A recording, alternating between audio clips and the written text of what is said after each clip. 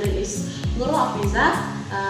My registered numbers A1 M2 19 0 hingga 9. Saya angkatan 2019 kelas A, Prodi Pendidikan Bahasa Inggris Universitas Al-Ulil dan dari kelompok 3. Pada kesempatan kali ini saya akan menjelaskan part of speech, yaitu adjective atau kata sifat. Dan saya akan menjelaskan dua bagian, yaitu definition and adjective position. So, move to the first part, definition.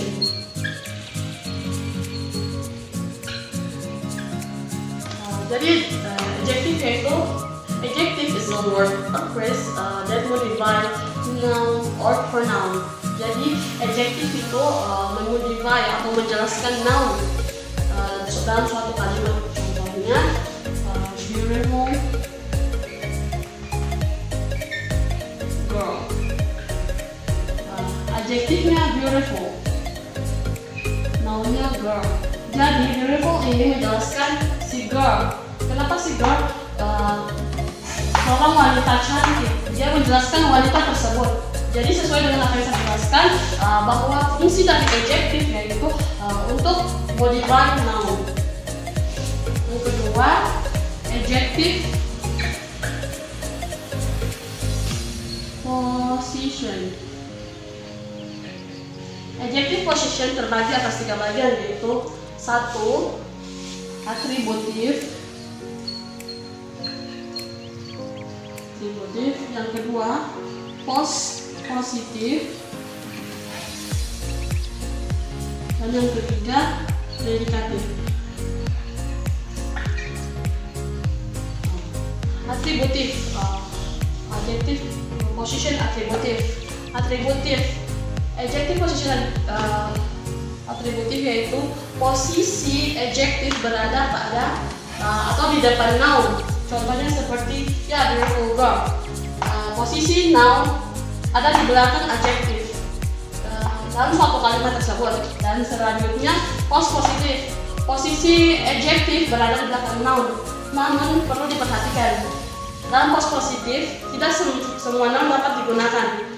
Hanya noun tertentu saja. Contohnya seperti something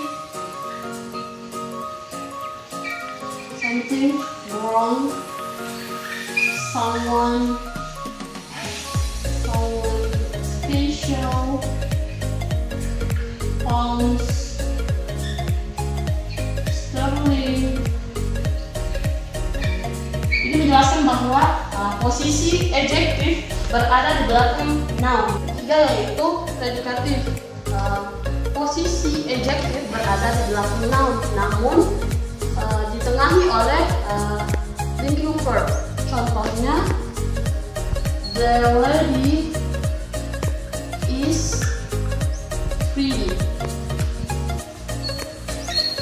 Posisi adjektif berada di belakang noun, namun ditengahi oleh linking verb s. Sesuai dengan pengertiannya, predikatif yaitu posisi adjektif berada di belakang, namun ditengahi oleh linking verb. Jadi yang bisa saya jelaskan itu saja. Terima kasih. Bismillahirrahmanirrahim. Assalamualaikum warahmatullahi wabarakatuh. My name is Irna Wandarsa. Thanks for your opportunity to watch this video. Today I want to explain about adjective order. Nah, apa itu adjective order? Adjective order adalah susunan kata jika terdapat 2 atau lebih kata sifat dalam satu kalimat. Susunan tersebut antara lain: yang pertama determiner, yang kedua opinion, yang ketiga size, yang keempat age, yang kelima shape, yang keenam color, yang ketujuh origin, yang kedelapan material, dan yang terakhir adalah purpose. Nah, untuk mempermudah menghafal susunan kata tersebut yaitu dengan mengambil huruf awal di setiap kata. For example, do, sa, ko. Nah, D sebagai determiner, O sebagai opinion, S sebagai size, A sebagai age, N sebagai shape, C sebagai color, O sebagai origin, M sebagai material, dan P sebagai purpose. Nah, yang pertama ada determiner. Apa saja yang termasuk dalam determiner, yaitu artikel seperti a, and, d. Number, some juga termasuk. Terus selanjutnya ada opinion. Nah, apa saja yang termasuk opinion? Seperti handsome, diligent, beautiful, clever, lazy, and any others. Terus selanjutnya ada size. Apa saja yang termasuk dalam size atau ukuran? Seperti tall, short, big, small. Terus selanjutnya ada age. Apa saja yang termasuk dalam age? Yang pertama ada new, old, young. Nah, selanjutnya ada shape. Nah, shape itu misalnya seperti curly, oval, round, wavy, and any others. Terus selanjutnya ada color. Color itu seperti yellow, brown, green, black, and others. Terus selanjutnya ada origin. Nah, origin itu misalnya seperti Indonesian, Chinese, Japanese, and Brazilian, and any others. Terus selanjutnya ada material. Nah, material itu seperti wood, plastik, iron, and others. Terus selanjutnya ada purpose. Nah, purpose itu adalah adjektif yang digunakan sebagai kegunaan benda, seperti sleeping, watering, and any others. For example,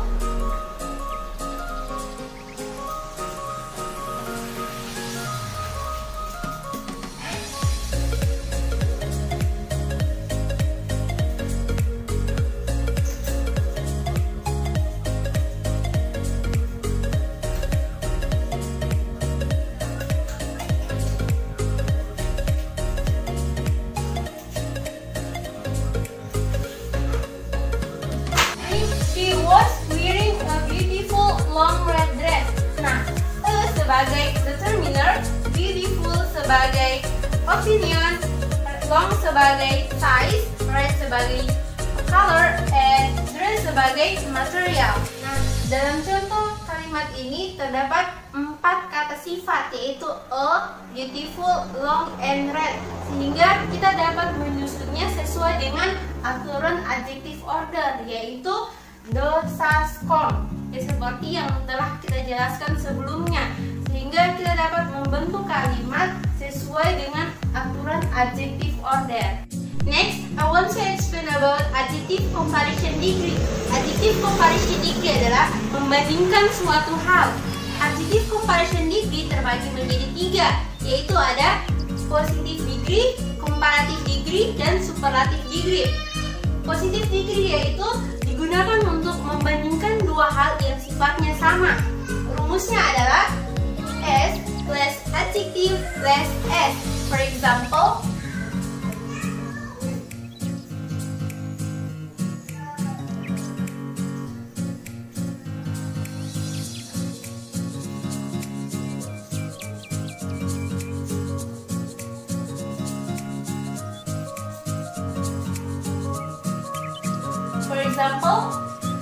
Nuning is as clever as Pizza.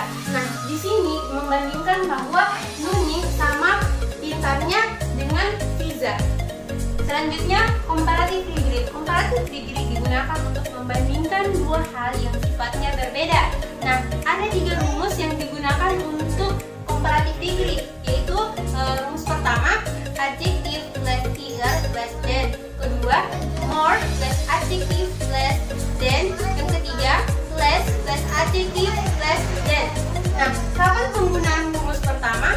Penggunaan rumus pertama ketika adjektifnya atau kata sifatnya terdiri atas 1 syllable. Sedangkan rumus yang kedua digunakan untuk kata sifat yang memiliki 2 atau lebih syllable. Selanjutnya yang ketiga berarti kurang. For example,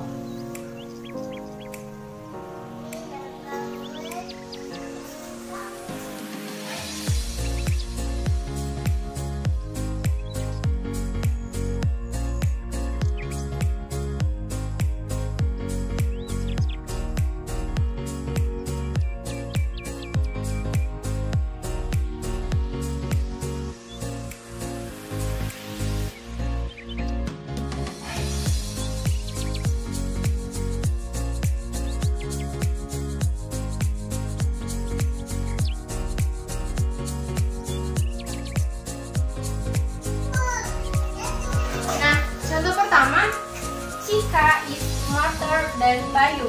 Nah, di sini membandingkan bahwa Cika lebih pintar dari Bayu. Kenapa menggunakan smart? Karena smart terdiri atas satu syllable, yaitu smart, satu syllable. Yang kedua, Elsa is more diligent than Dimas. Nah, di sini Elsa lebih rajin dari Dimas. Di sini menggunakan diligent karena diligent terdiri dari 3 syllable. Contoh yang ketiga yaitu listening class is less interesting than grammar class. Nah, di sini menyatakan bahwa kelas listening kurang menarik dari kelas grammar. 3. Superlative degree. Superlative degree digunakan untuk membandingkan hal secara keseluruhan, misalnya dalam satu organisasi, kelompok, kelas, dunia, atau lain sebagainya. Superlative degree terdiri atas 3 rumus. Rumus pertama yaitu the plus adjective plus is plus in or of. Yang kedua, the plus most plus adjective plus in or of. Yang ketiga, the plus less plus adjective plus in or of. Kapan penggunaan rumus pertama? Penggunaan rumus pertama digunakan pada saat kata sifatnya terdiri dari satu syllable. Yang kedua, penggunaan rumus kedua digunakan pada saat kata sifatnya lebih dari satu syllable. For example,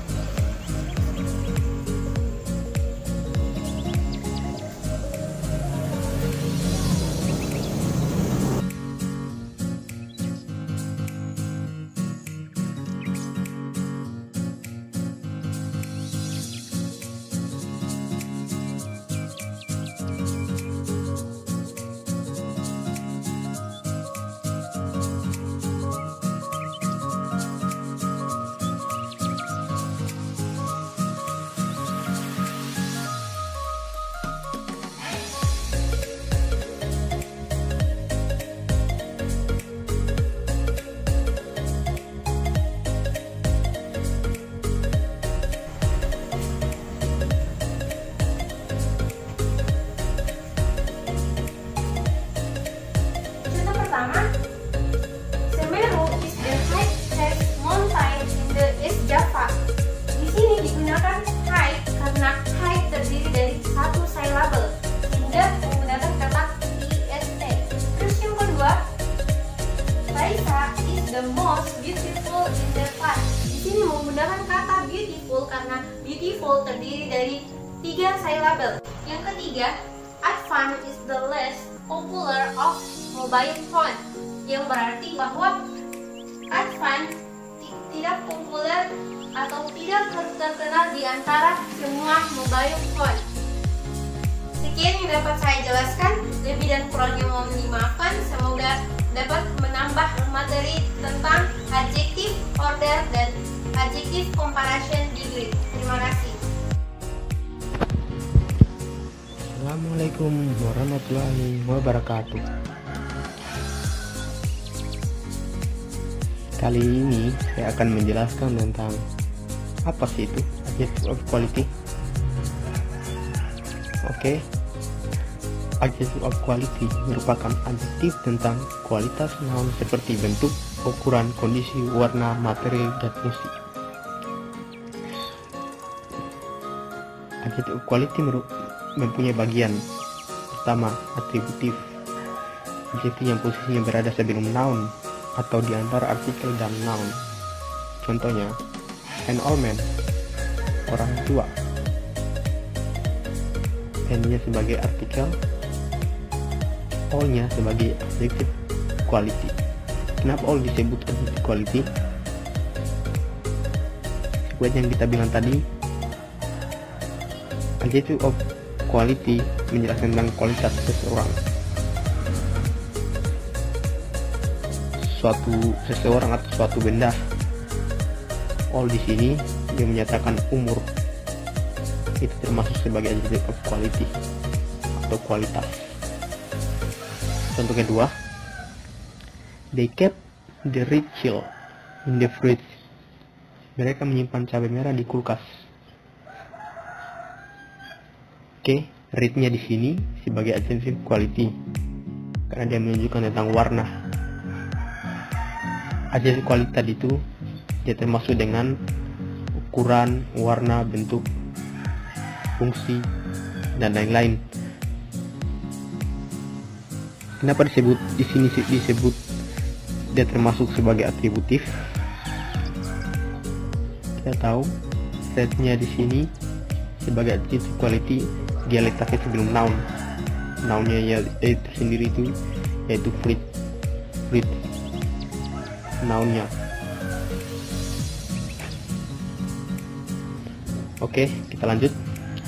Predikatif posisinya setelah noun dan setelah dengan lingkup verb. Predikatif itu terbagi menjadi dua. Satu, komplement subject dan komplement object. Oke, kita masuk komplement subject. Contohnya, the sea is blue. Laut berwarna biru. C-nya di sini sebagai subjek, is-nya sebagai lingkup verb, blue-nya sebagai subject complement. Kenapa blue disebut subject complement? Karena blue-nya di sini dia menjelaskan untuk subjeknya sendiri, yaitu sea. Laut itu berwarna biru. Birunya dia menjelaskan tentang laut. Oke, paham di sini? Contoh keduanya itu ada her father was a famous actor. Ayahnya seorang aktor terkenal. Her father sebagai subjek, was sebagai linking verb, famous actor sebagai complement subject. Famous actor disebut complement subject karena dia menjelaskan tentang her father. Her father di sini ayahnya. Dia menjelaskan tentang nounnya sendiri itu subjek noun. Oke, kita lanjut complement object. Contohnya, I found an easy question. Saya menemukan pertanyaan mudah. Found sebagai predikat. Oke, ada salah tulis ini. Isinya seharusnya di sini sebagai complement object. Dia menjelaskan tentang questionnya sendiri.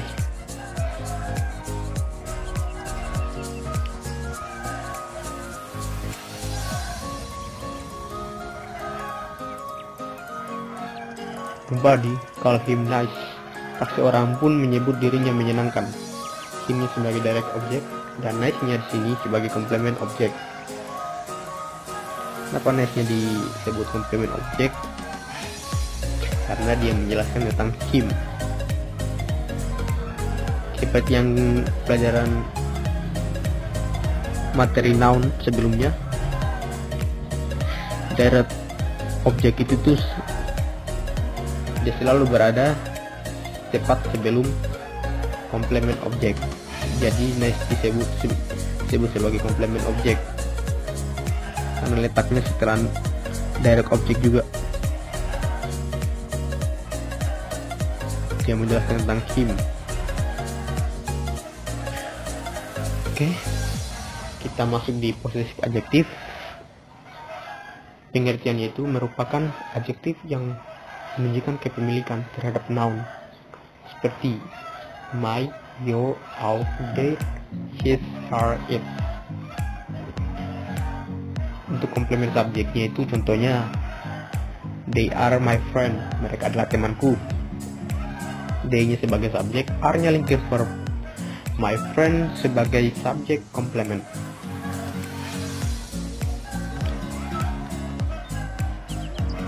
Di sini my friend-nya disebut sebagai subjek komplement karena dia menjelaskan tentang they, mereka. Jadi mereka itu adalah temanku. Dia menunjukkan kepemilikan temanku itu adalah they. Begitu maksudnya. Oke, contoh kedua, is this your cat? This-nya sebagai subjek, your cat-nya sebagai subjek komplement. Dia menunjukkan tentang kepemilikan kucing tersebut. Menjelaskan subjeknya.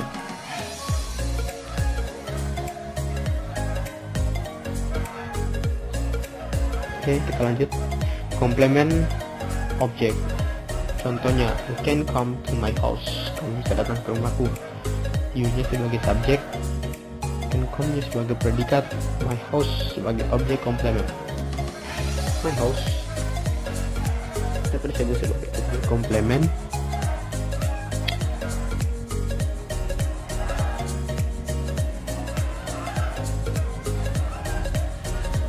karena dia menjelaskan tentang siapa pemilik dari rumah itu. My di sini sebagai objek, house-nya sebagai komplement. Dia menjelaskan tentang pemilik rumah itu, berarti aku di sini sebagai pemilik rumah. Jadi dia disebut dengan sebagai objek komplement, objek penjelas. Every know her father's song. Semua orang tahu lagu favoritnya. Carry on. Subjek, know-nya sebagai verb. Her favorite song sebagai objek komplement. Di sini her favorite song sebagai objek komplement. Dia menjelaskan tentang dianya. Semua orang tahu lagu favoritnya. Berarti dianya di sini bisa menjelaskan tentang lagu favoritnya. Semua orang tahu. Oke. Peace. Terima kasih atas perhatiannya. I'm going to explain about quantifier. Nah, quantifier adalah kata atau sekelompok kata yang digunakan untuk menyatakan jumlah. Nah, di sini ada beberapa quantifier. Katanya seperti many, much, some, any, little, few, and few. Nah, sekarang adalah pertanyaannya bagaimana atau kapan kita menggunakan mereka. When we have to use them, right? Here, I have many and much. When I have to use them, many digunakan untuk countable noun, sedangkan much digunakan untuk uncountable noun. For example, I have many friends. Friends di sini merupakan countable noun. Nah, karena dia merupakan countable noun, maka ketika kita menggunakan many sebagai quantifiernya, maka dia harus penambahan s. Kenapa? Harus menjadi plural noun. Kenapa? Karena di sini many menunjukkan jumlah yang lebih dari satu. Oleh karenanya di sini dia menambahkan s. Nah, selanjutnya adalah much. Much digunakan untuk uncountable noun. For example, they have much water. Nah, pada uncountable noun dia tidak perlu ada penambahan s. Dan quantifiernya adalah much, yaitu untuk kata benda yang tidak bisa dihitung.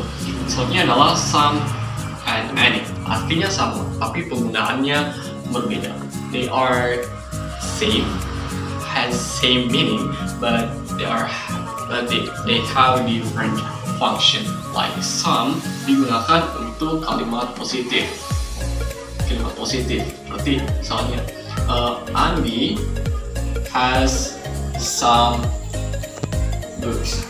Nah, di sini some memiliki arti beberapa. Oleh karenanya, noun yang diikutinya akan berakhiran s atau berbentuk plural. Sedangkan di sini adalah any.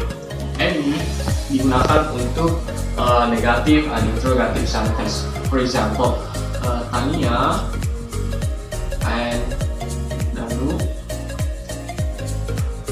have don't have any and have any, for example, have any fans. Ya, have fans. Mereka tidak mempunyai beberapa pulpen. Soalnya untuk kalimat interrogatif, do you have any? Soalnya, for example, do you have any? Do you have any? Soalnya, do you have any light walls? akan mempunyai beberapa bola pelampung. Nah, pertanyaannya, inilah penggunanya ini. Some dan any digunakan untuk countable dan uncountable noun. Mereka bisa digunakan untuk keduanya. Little digunakan untuk uncountable noun atau kata benda yang tidak dapat dihitung. Contohnya seperti uncountable noun seperti benda bercair kayak water, milk, cow, and so on. Tapi di sini mereka memiliki makna yang berbeda. Maksudnya adalah little memiliki makna negatif, sedangkan little sini bermakna positif. Bermakna negatif tidak berarti dia harus menambahkan not di dalam kalimatnya. Tidak, maksudnya adalah makna kalimatnya saja yang negatif. For example, I have little milk. To say have little milk. I have little milk. Nah, here di sini I have little milk. Maksudnya kenapa dia bisa bermakna negatif? Karena little di sini sedikit yang bermakna hampir habis. Itulah kenapa dia bermakna negatif. Little-nya hampir habis berarti saya mempunyai susu yang hampir habis. Nah, a little dia memiliki arti sedikit. Tidak diketahui berapa persanya, tapi tidak seperti little yang hampir habis. Little dia hanya sedikit. So for example, saya ngasih contoh. We don't have a little rice. We have a little rice. For example, we have a little rice. Kami mempunyai sedikit nasi. Tapi maksudnya sedikit itu bisa berarti seperempat atau hampir seperdua. Nah, terus berikutnya adalah few. Few sama seperti little. Maksudnya sama adalah dia bermakna negatif juga. Tetapi few digunakan untuk uncountable noun. Nah, few dia untuk countable noun, berbeda dengan little yang countable noun. Few itu jarang digunakan. Kenapa? Karena pada umumnya orang-orang menggunakan not many. Karena kalau little itu menggunakan little dan few itu kedengarannya terlalu formal. Nah, few biasanya digunakan untuk countable noun. Ya. Ini juga hampir tidak ada. Misalnya, I have few friends. Nah, ini maksudnya juga bermakna negatif. Kenapa? Karena ini few hampir tidak ada juga. Saya mempunyai sedikit teman. Maksudnya sedikit itu hampir tidak ada. Mungkin temannya di sini bisa satu atau cuma dua. Berbeda dengan few dia sama seperti a little. Hanya berbedanya pada penggunaan noun-nya saja. Kalau sini a little untuk uncountable, maka a few untuk countable noun. For example, I have a few math teachers. Nah, saya mempunyai sedikit guru matematika.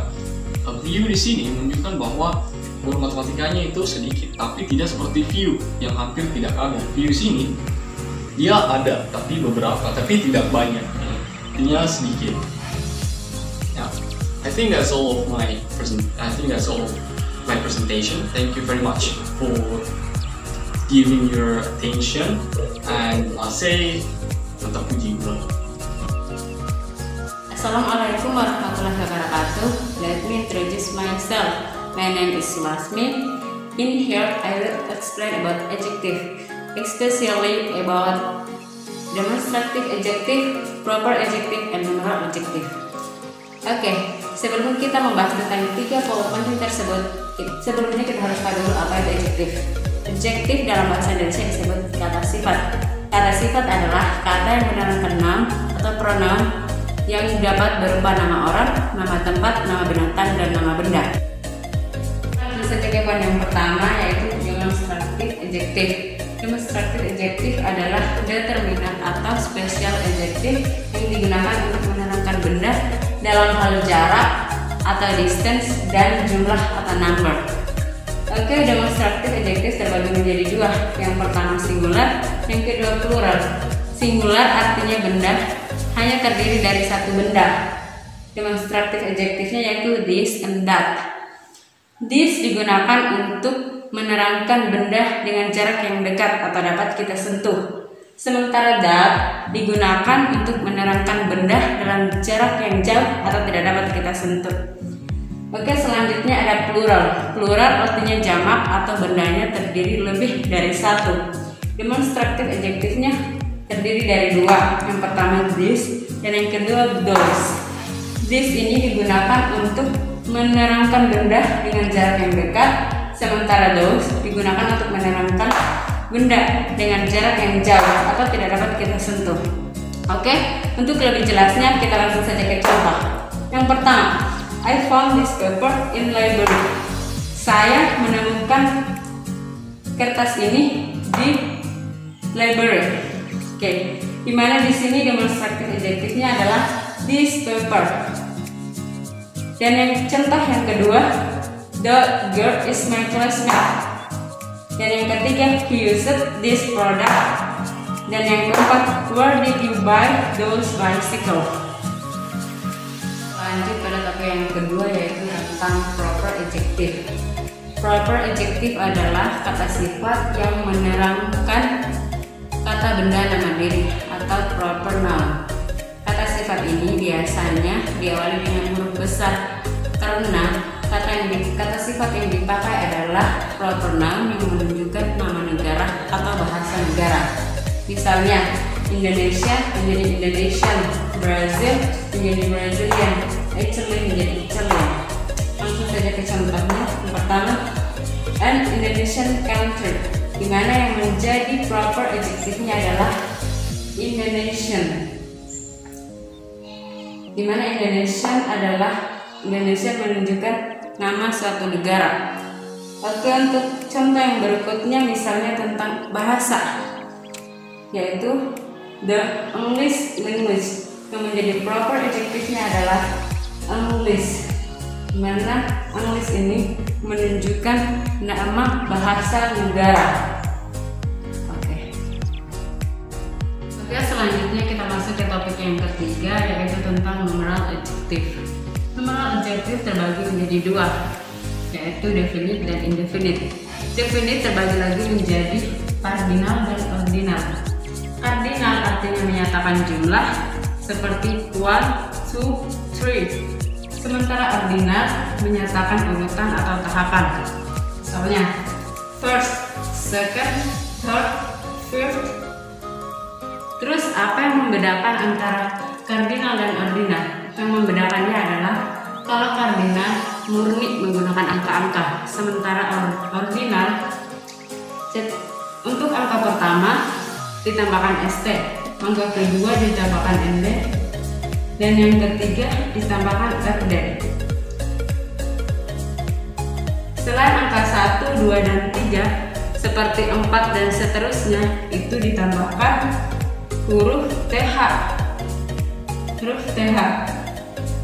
Terus bagaimana dengan angka 21? Angka 21 yaitu angka huruf yang ditambahkan adalah ST karena dibaca the lead first.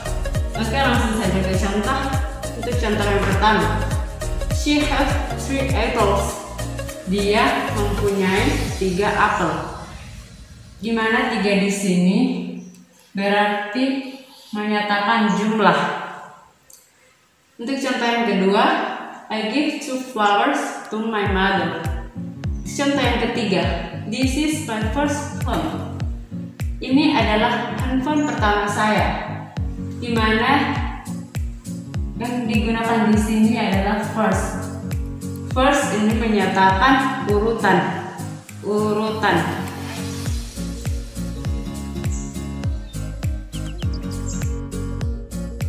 Kita masuk ke indefinite. Indefinite artinya sesuatu yang belum pasti jumlahnya. Misalnya some, all, many, enough, dan seterusnya. For example, I will buy some fruits. Saya akan membeli beberapa buah. Di sini tidak dapat kita ketahui berapa jumlah buah yang akan dibeli. Oke, untuk contoh yang kedua, she always waiting some friends before go to school. Dia selalu menunggu beberapa teman sebelum ke sekolah. Menjadi indefinite-nya adalah some, di mana kita tidak dapat mengetahui berapa jumlah teman yang ia tunggu.